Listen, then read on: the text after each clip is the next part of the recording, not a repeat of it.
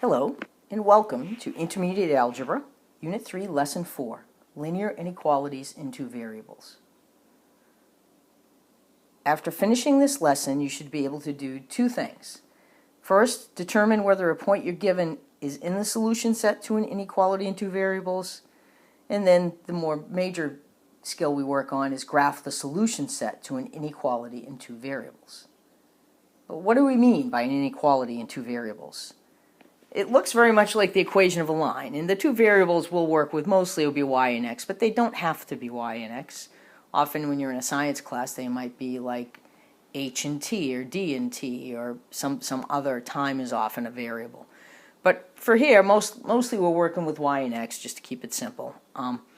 So here are some examples of what a linear inequality looks like, and what you can see in the difference between that and an equation is an equation would have an equal sign, y equals 3x minus 5. We worked with this equation before, but now I have a less than or equals.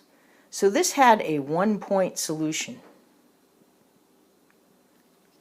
This has many points as the solution. So you actually can't even list all the points because there'll be an infinite number of them, so we'll represent that graphically. But if you want to know if a particular point is part of the solution, then you just plug in the x and y you're given and see if it makes the inequality true. So if you're given a point, put in the x and y, you substitute your value for x and your value for y in the inequality, and in the end, if you have a true statement, that point is in the solution set. If you have a false statement, the point is not in the solution set. So here's an example. Is the point 3, 1 in the solution set to 2x plus y greater than 5? Now notice our linear inequalities don't all have to be solved for y already. They don't have to be in slope-intercept form. So here I'm told x is 3 and y is 1. That's what that point means. So I substitute. Here's my x and here's my y. And then I multiply that out and I get 7. So you look and say, well, is 7 greater than 5? Yes, it is. So this is in the solution set to our inequality.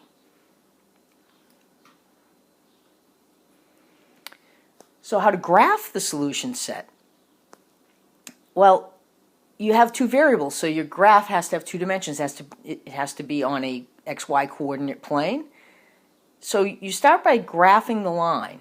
Now when I graph an equation, when I have, actually I said y equals 3x minus 5, the solution's a point earlier. That's wrong. Y equals 3x minus 5. The solution set to that is not a point, it's a line.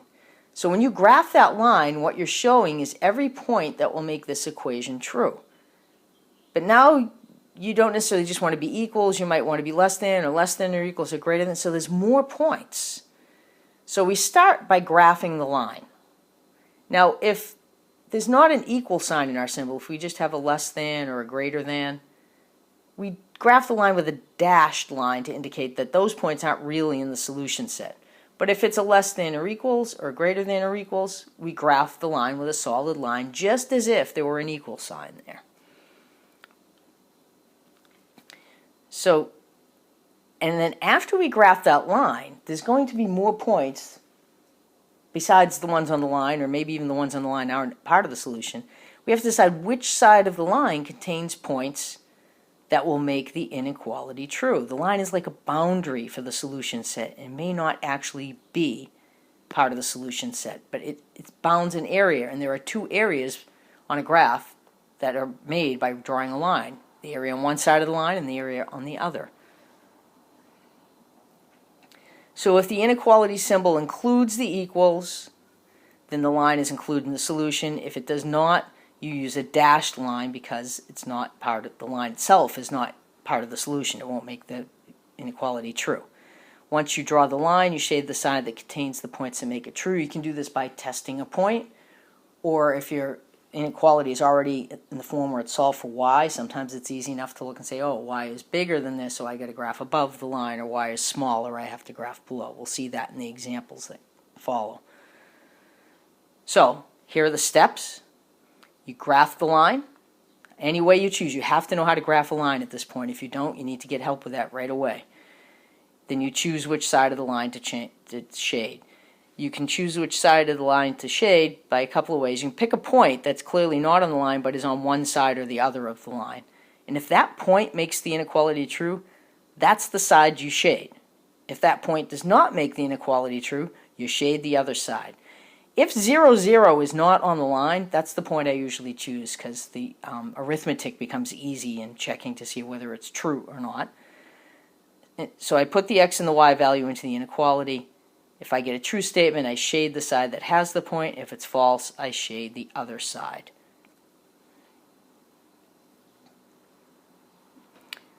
So here's another example.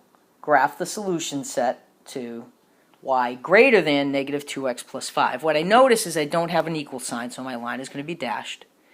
So I start by graphing my line.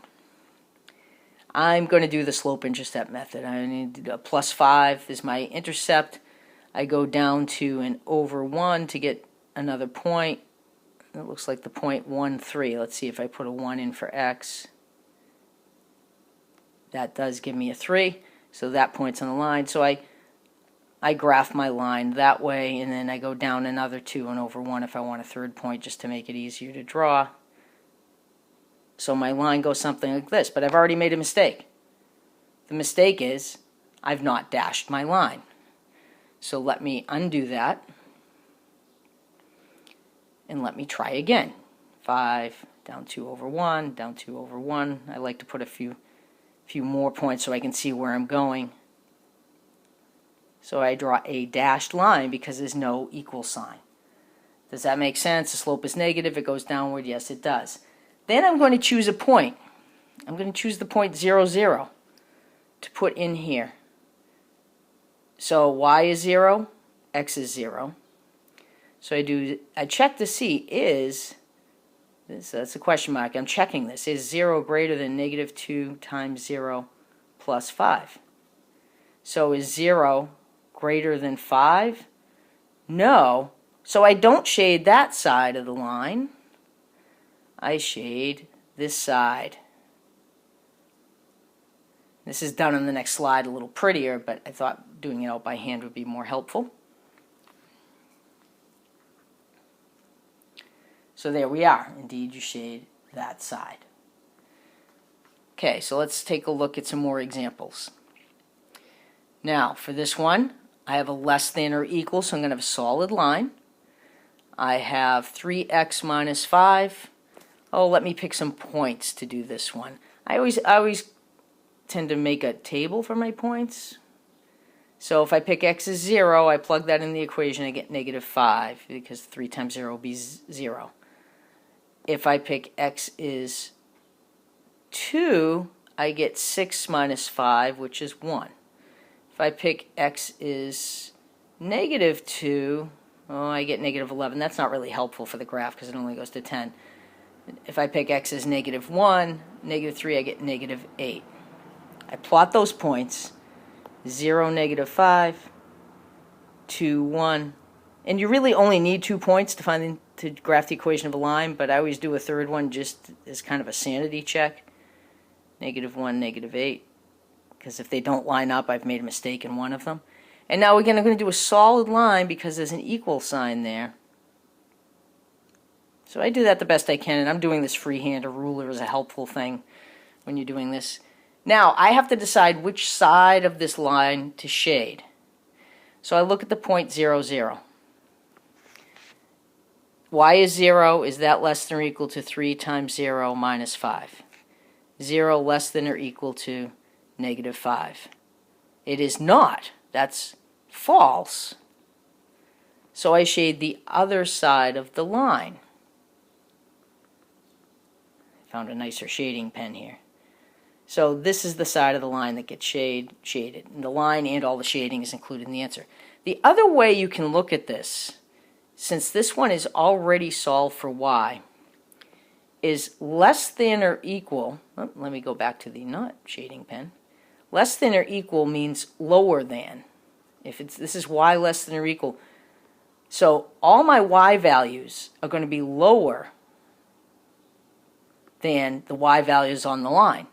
So I kind of put a pencil on the line. I say I need to be This y value needs to be lower. The y's that are included are lower than this, and I can see I'm on this side of the line every time. You can, if it's solved for y, that is an easy way to do that. If it's not solved for y, picking the point is probably easier. So let's move on to the next example. X minus y greater than 4. This is not solved for y. You could solve it for y, but I'm going to do it from this form.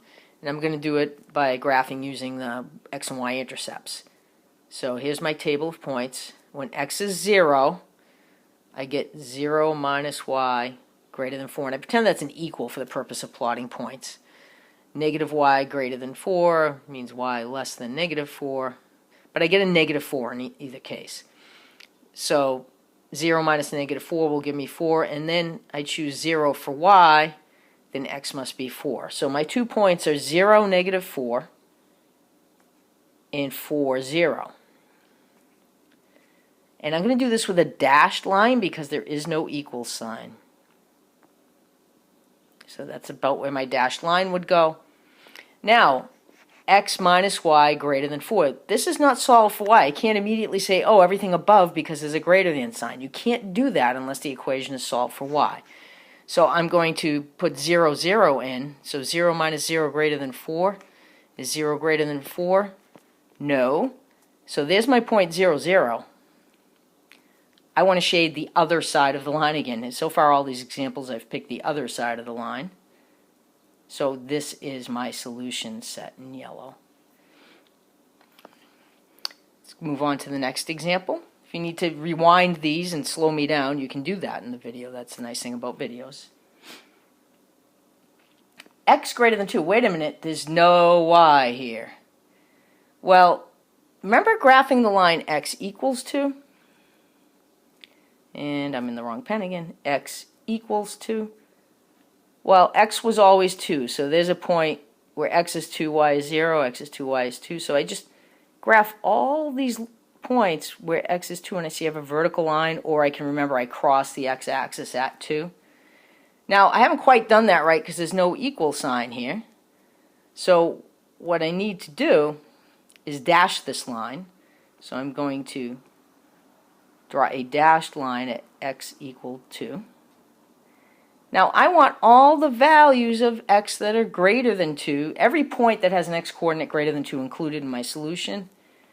Well, 5 is greater than, 0 is not greater than 2, 5 is greater than 2, so I'm going to shade the side with the 5. Alright, so that's what you do if you have a horizontal line. It'll work similarly. You have one of those in the U-triads, I believe. So here's another guided example. Here's one with a y. Now this will be a horizontal line. The equal sign is included. So I'm going to get the right pen again. I always do that to myself here. Y equals negative 3. Now I want y less than or equal to negative 3. The less thans are underneath. So I would shade that. Let's move to the next example. Alright, now there's a U-try-it. There are several problems. Stop the video at each problem. Do the problem on your guided notes printout, and then when you're all done with all the problems, the solutions. When you're all done with each problem, start the video, you see the solution to the problem you just did. So it's a problem, then a solution, then a problem, then a solution. So here is your first You Try It. Try this one. Stop the video now. Okay, I hope you tried this one, and this is what your answer should look like. Here is your next one to try. Stop the video now. And here is the solution set to the second You Try It. And here is the final You Try It. Try this. Stop the video now. And there is your solution set. So thank you for joining me in this edition of Math Teacher to Go. If you didn't understand something, if you didn't get the You Try It's correct, anything like that, you need to follow up by getting help, either from me or from the tutoring center or from a classmate. I'll see you next time.